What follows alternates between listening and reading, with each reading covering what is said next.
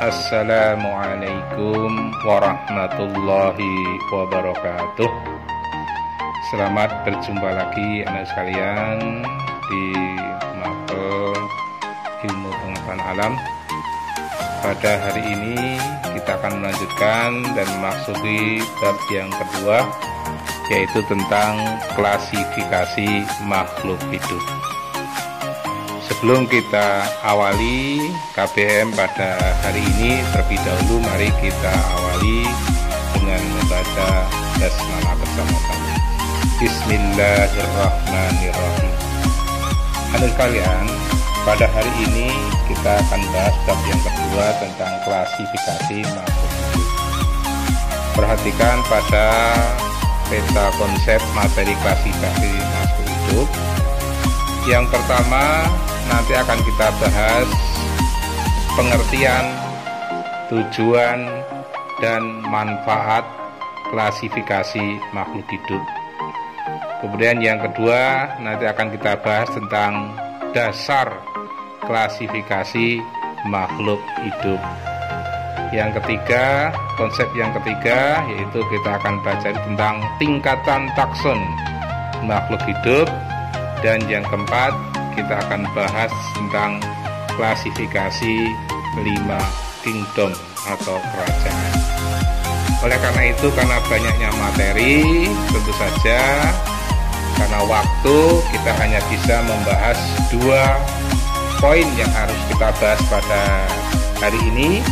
Yang pertama tentang pengertian, tujuan, dan manfaat. Dan yang kedua tentang dasar klasifikasi makhluk hidup. Anak sekalian, apakah yang dimaksud dengan klasifikasi makhluk hidup itu sendiri? Klasifikasi makhluk hidup adalah suatu cara memilah-milah dan mengelompokkan makhluk hidup menjadi golongan-golongan atau unit-unit tertentu. Tujuannya apa?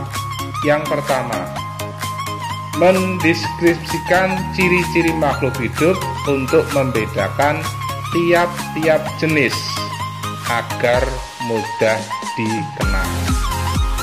Tujuan yang kedua, mengelompokkan makhluk hidup berdasarkan persamaan ciri.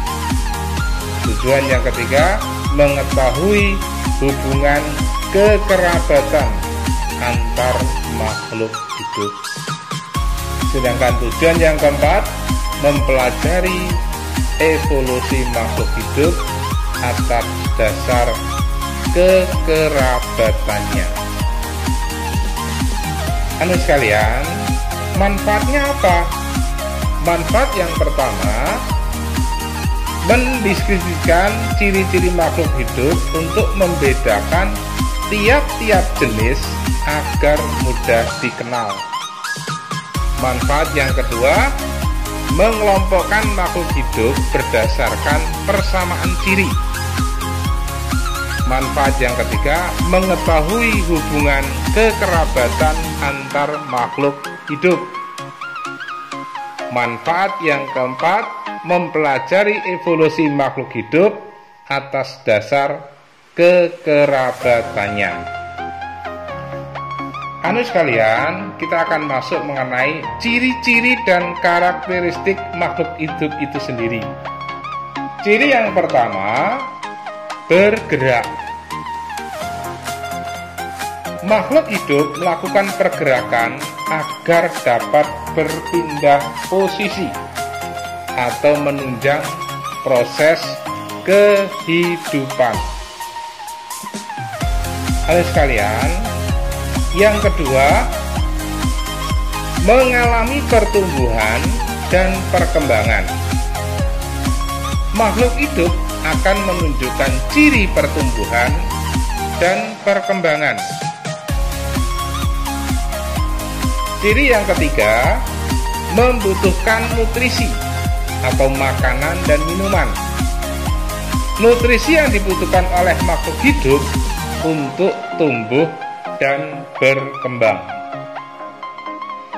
Nutrisi yang dimanfaatkan sebagai energi yang digunakan untuk beraktivitas. Kemudian ciri yang selanjutnya yaitu ciri yang keempat, yaitu bernapas. Makhluk hidup membutuhkan mekanisme bernapas sebagai sumber aktivitas metabolisme dalam tubuh.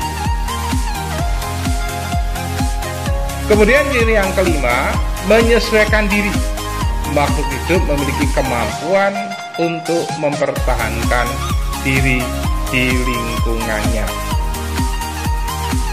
Contohnya, kaki bebek berbentuk tipis dan terdapat selaput. Kita tahu anak sekalian, bebek umumnya hidup di sawah-sawah dan tempat-tempat berair. Kaki yang tipis dan berselaput akan memudahkan bebek dalam berjalan dan berenang. Kemudian ciri selanjutnya yaitu memasuki ciri yang ke-6, yaitu peka terhadap rangsang. Makhluk hidup mampu menanggapi rangsangan yang datang kepadanya.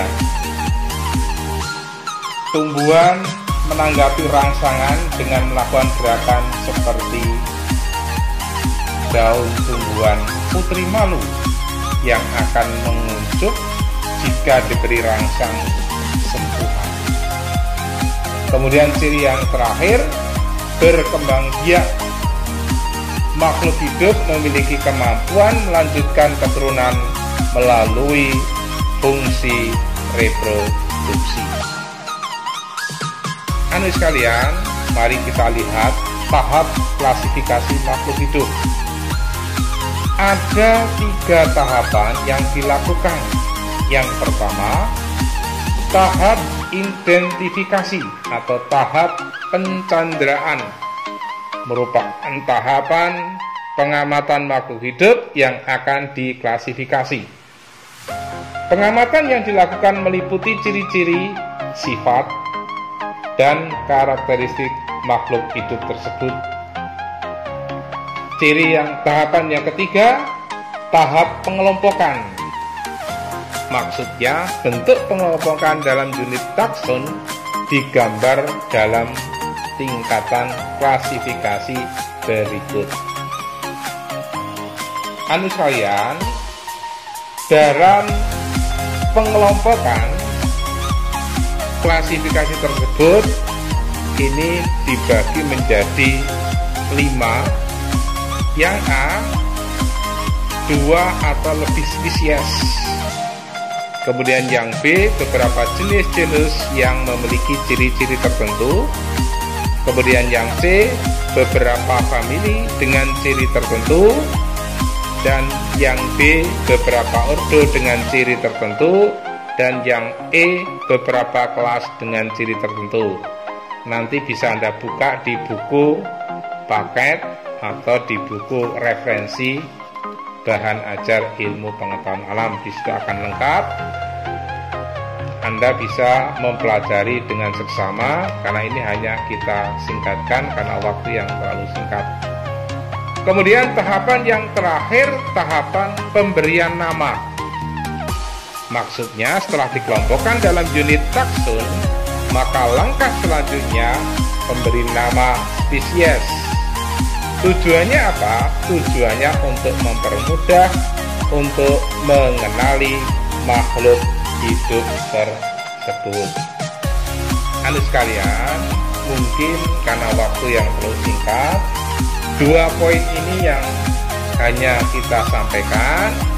Nanti yang 2 poin kaitannya dengan tingkatan takson makhluk hidup dan klasifikasi 5 kingdom, insya Allah akan kita sampaikan melalui video pada pertemuan yang akan datang. Sebagai penutup, silakan nanti Anda kerjakan di buku catatan.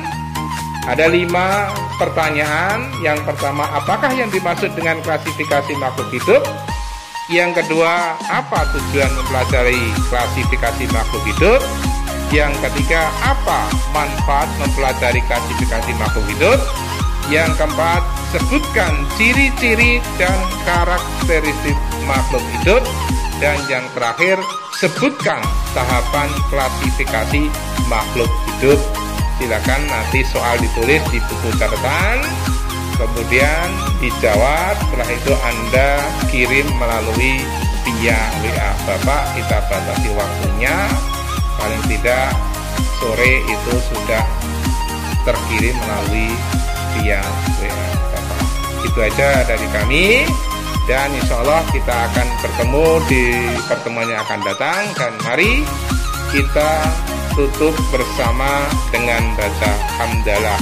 Alhamdulillahirabbil alamin. Wassalamualaikum warahmatullahi wabarakatuh.